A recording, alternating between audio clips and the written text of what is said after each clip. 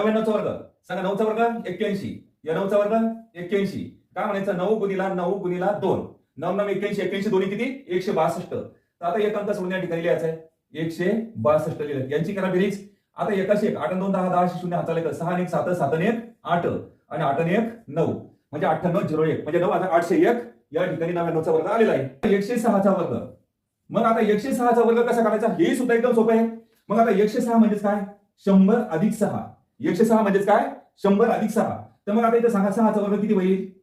6चा वर्ग 036. काय म्हणायचं 036 कारण 100 ही 3 अंकी संख्या आहे. तर आपल्याला इथे सुद्धा 3 अंकी संख्या घ्यावी लागणार.